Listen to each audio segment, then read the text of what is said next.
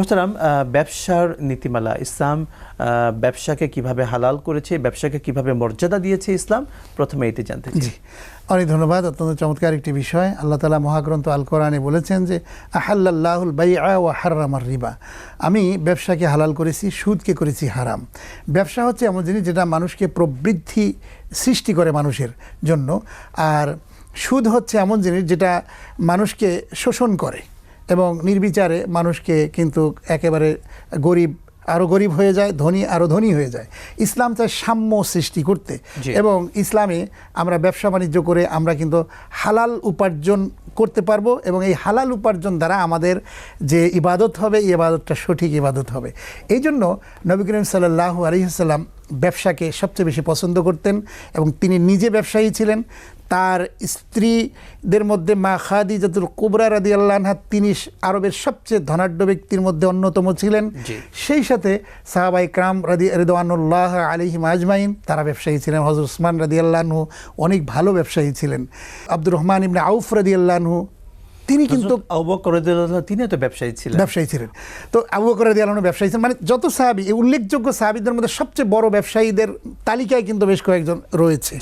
তো সেই জায়গা থেকে যদি চিন্তা করা যায়, তাহলে ব্যবসা আমাদেরকে অবশ্যই, আমরা এটাকে সবসময়ই আপনার অ্যাপ্রিসিয়েট করি এবং গুরুত্বের সাথে আমরা দেখি, ইসলাম গুরুত্বের সাথে দেখে।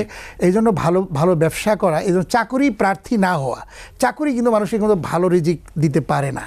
ব্যবসার হালাল এবং হারামের যে বিধানগুলো, সেগুলো কিন্তু আমরা যদি বুঝি, কোরআন এবং সুন্নাহর মধ্যে সেগুলো স্পষ্ট রয়েছে। একজন ব্যবসায়ী সে অবশ্যই আপনার লাভের যে মূলনীতিটা, সেটা অবশ্যই রাখবে মানুষের ক্রয় ক্ষমতার মধ্যে। একটি জিনিস যদি 100 টাকা হয়, তিনি 200 টাকা কিন্তু নিতে পারবেন না। তাকে অবশ্যই সেখানে এমনভাবে বাজারের সাথে মিল রেখে তাকে দামটা নির্ধারণ করতে হবে, যাতে মানুষের ক্রয় ক্ষমতার মধ্যে থাকে এবং মানুষ এটি নিয়ে প্রশ্নবিদ্ধ করতে না পারে, এরকম একটা বিষয়। আর আপনি যদি একটা ধোঁকা দেন ব্যবসার মধ্যে, তাহলে কিন্তু এটা ব্যবসা হলো না।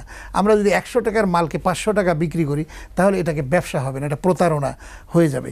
এই জন্য ব্যবসার মধ্যে আপনার মুদারাবা, মুশারাকা, বাই মুআজ্জাল, এই বিষয়গুলো রয়েছে, এবং যাতে সঠিকভাবে আপনার একে অপরের সহযোগিতা নিয়েও কিন্তু ব্যবসা করা যায়।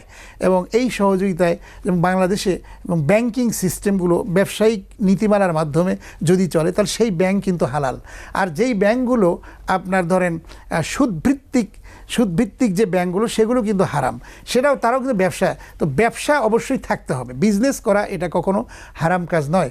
এবং বিজনেস, আর আল্লাহ তাআলা তো কোরআনের একটা নীতিমালা দিয়েছেন যে আমি তোমাদেরকে সুদকে হারাম করেছি, ব্যবসাকে হালাল করেছি। তো সুদের মধ্যে হারাম কিন্তু অনেক জিনিস। সুদ মানুষকে শোষণ করে, যার কারণে এটা হারাম। আর ব্যবসা মানুষ হালাল, এটা এজন্য ব্যবসাটাকে সেইভাবে নীতিমালা অনুযায়ী করতে হবে, যাতে করে মানুষ একটি পণ্য দ্রব্য কিনতে গেলে সেটা যেন তার সহনীয় পর্যায়ে থাকে। আপনি কৃত্রিম সংকট সৃষ্টি করে বাজারে একটা ঊর্ধ্বগতি সৃষ্টি করা, এটা কিন্তু ঠিক না। আবার অনেক সময় মাল মজুদ করে রাখা, মজুদদারি যাকে বলা হয়, এটাও ব্যবসার নীতিমালার বাইরে।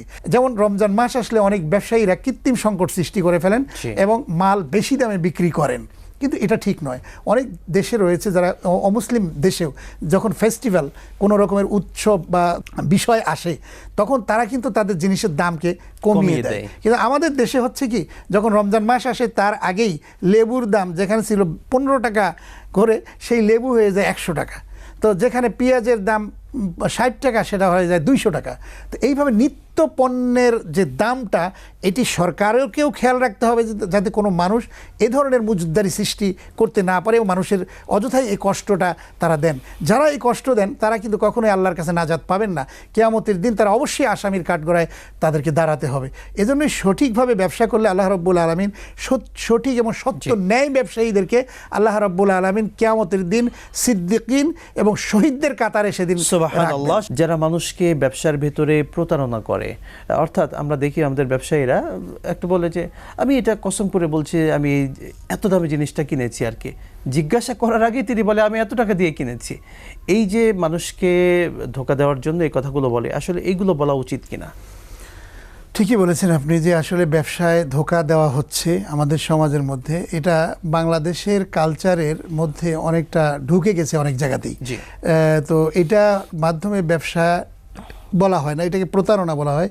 যে আপনি মানে একটা জিনিসকে বিক্রির জন্য আপনি কসম করবেন, কসম কিন্তু সব জায়গায় করা যায় না। মিথ্যা কসম করলে সেটি আল্লাহ, এটা বড়ই কবিরা গুনাহ। তো একদিকে আপনি কবিরা গুনাহ করছেন, তাহলে তার ব্যবসা হলো না।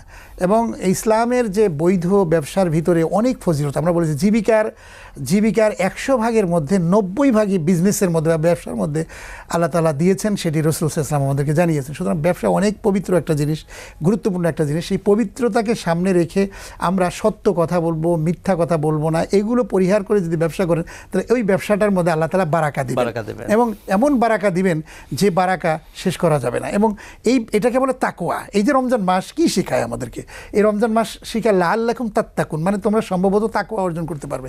আমরা রোজা রাখতেছি, কিন্তু ওই যে ব্যবসায় আপনি বললেন ধোকা দিচ্ছি, ঠকবাজি করতেছি, আমরা কসম করতেছি, নানান রকম করতেছি, আবার সিয়াম কিন্তু আছি। মিথ্যা কথা বলে আমরা 10 টাকার পণ্যকে আমরা 100 টাকায় বিক্রি করতেছি। আল্লাহ তাআলা আমাদেরকে এই সমস্ত কাজ থেকে বাঁচিয়ে বেঁচে থাকার তৌফিক দিন, আমিন। Channel B